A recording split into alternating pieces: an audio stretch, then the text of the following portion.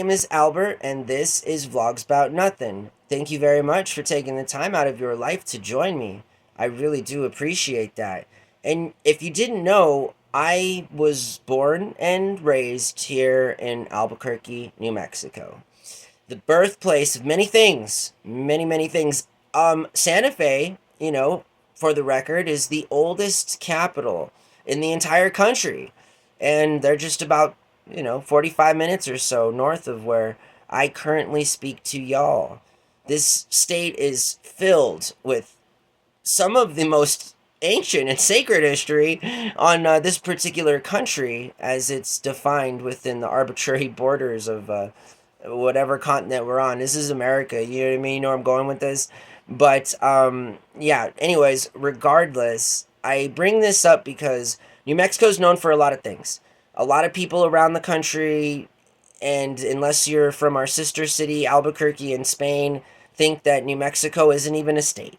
You feel me? I've been and I've had the redundant conversation more times than I can ever possibly even care to recall. I've traveled a lot around this country, and people have always been very curious about New Mexico. And they've either been curious in a positive way, or they've been completely racist and just completely written me off. And I'm not joking. I this is not a joke.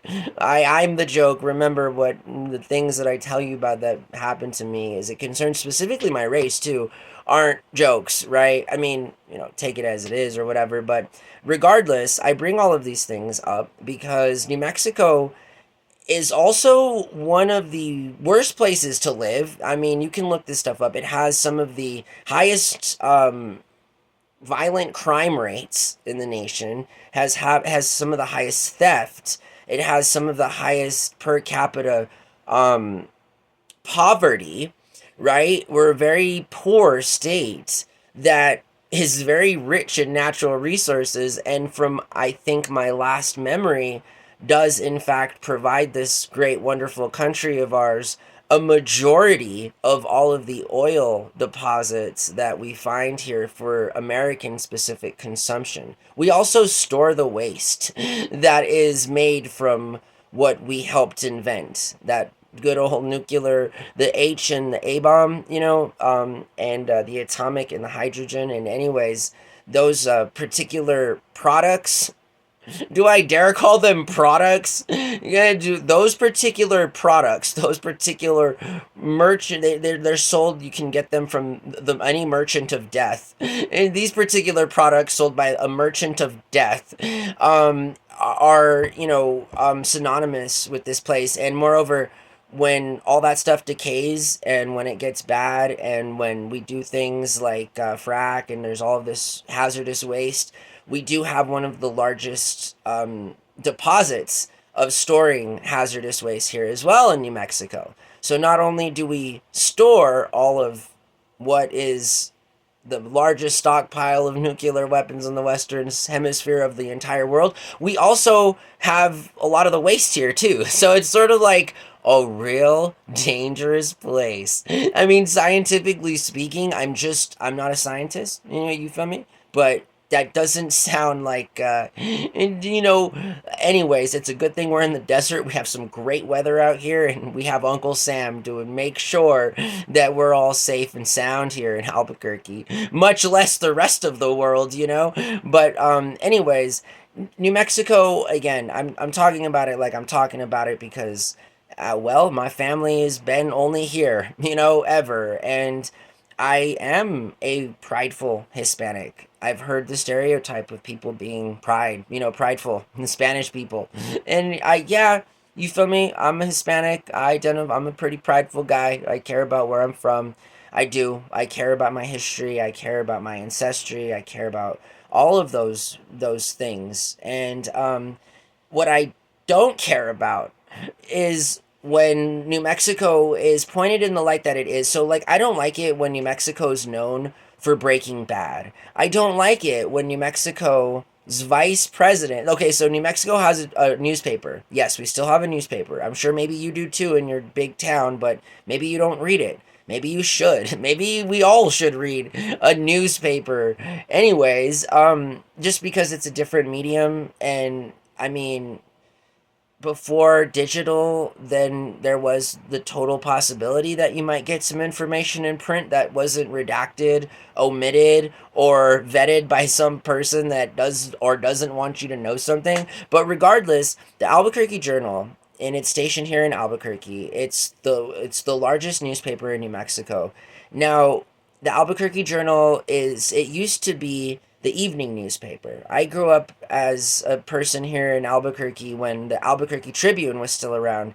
And so, if you were fancy, you'd get the Albuquerque Tribune in the morning and you'd get the Albuquerque Journal at night. Maybe it was vice versa, I don't know. But there were two competing newspaper companies for the largest here in New Mexico. And long story short, decades later, the Albuquerque Journal is still around. And wouldn't you know that the vice president of the Albuquerque Journal got caught stealing last week at the Wal Mart in Rio Rancho with his family, which brings to light other examples of high profile figures here in Albuquerque deciding that petty theft is in fact more favorable than their crazy, insane, high paying jobs.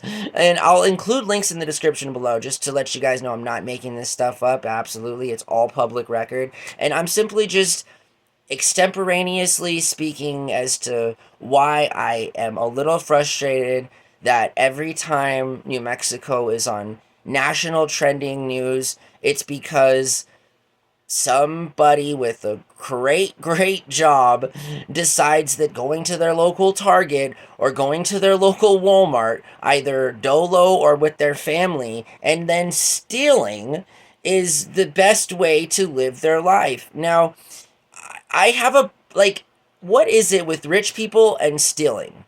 You understand what I'm saying? Am I the only person that's ever, I mean, it seems like the wealthier you are, the more you want to steal. And to me, that is interesting, right? It's interesting because you would think that when you have a good job, when you're the vice president of the Albuquerque Journal, and I can safely say that such a position is well into the six figures. You feel me? I mean, it's not an hourly wage job. This guy's not making $12 an hour. I mean, he's a homeowner. He's got a wife. He's got children. He's got a life, you know? I mean, that's more than a lot of younger millennials, older Xers, dare I say Z's, or any alpha has at all. I mean, we're lucky to have a room in an apartment where somebody's nice enough to take care of us while we're able to find a job. I mean, true stuff. So it's interesting. It's really interesting that the vice president or the former vice president of the Albuquerque Journal got caught stealing at Walmart. Now, another interesting thing with people and wealth and their terrible habits is they act dumb, right? So, you know, Walmart has figured out skip and scan by now. So, to all of us genius human beings out there who have asked ourselves at a Walmart self checkout whether or not the camera will pick up the additional weight from this candy bar that I try to slide in from the bottom of my meat, like I'm some Houdini of retail arbitrage in the grocery store. I just it's not a good look. And let me tell you that Walmart knows. They know.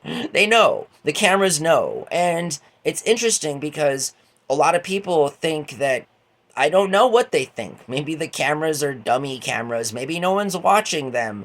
I don't know what people think, right? But skip scanning is like so 5 years ago that if you do it now, you're going to get caught. Not to mention that if you did it 5 years ago, I'm sure Walmart still knows about it and they keep tabs, right? I believe this to be an actual practice.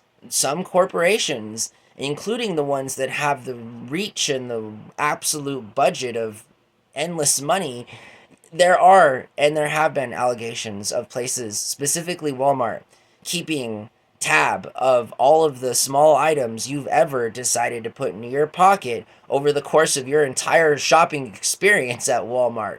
And they would be in their right to know. When you go into Walmart, that's their area, you know? I mean, they can put cameras. Their cameras are so good that they can zoom in on your phone and read your text messages as you're walking through the store.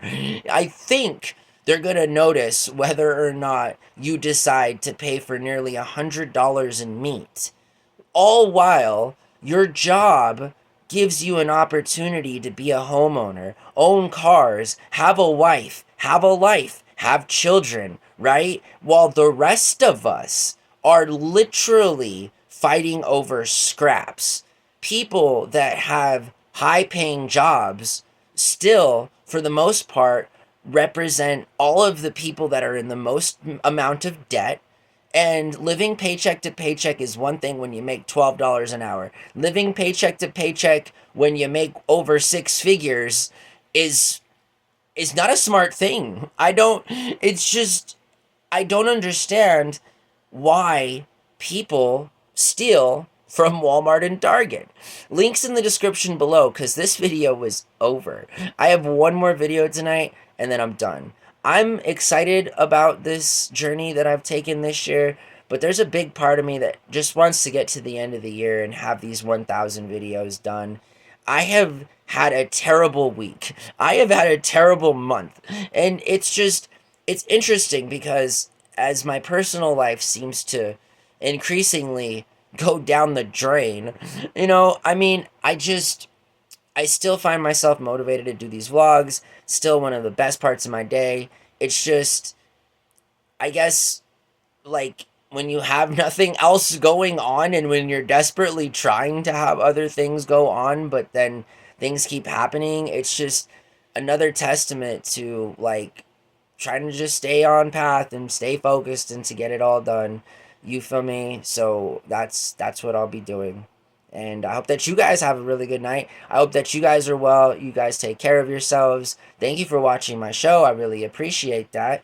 More than I could ever possibly say, and I say this all the time. So stay safe out there and enjoy your week, all right? We have one more video, so I'll think of what to talk about now. Bye.